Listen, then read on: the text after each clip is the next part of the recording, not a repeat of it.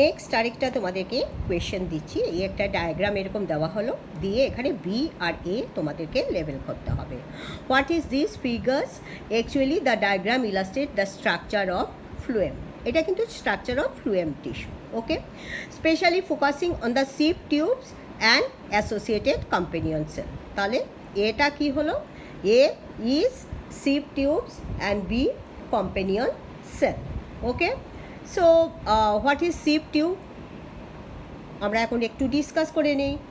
এটা তো short question, কিন্তু তোমাদের ডিসকাস লিখতে হবে না, এ আর বিটা শুধু লিখতে হবে, কিন্তু আমি তোমাদের বোঝানোর জন্য এটা করছি।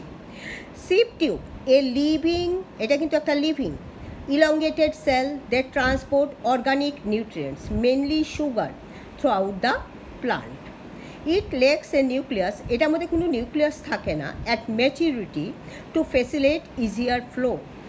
এই যে তাড়াতাড়ি খাবারটা নামার ওঠা করার জন্য যে নিউক্লিয়াসটা দরকার সেটা ওদের থাকে না, সেই জন্য ওদের পাশে থাকে companion cell. Companion cell is a specialized parenchyma cell located alongside the sieve tube. It contains a nucleus. এটার মধ্যে নিউক্লিয়াস থাকে and dense cytoplasm, এবং খুব ঘন সাইটোপ্লাজম থাকে, providing metabolic support to the sieve tube. যেহেতু এর মধ্যে নিউক্লিয়াস থাকে না, সেই জন্য এটাকে সাহায্য করার জন্য there are the companion cell alongside with the sieve tube.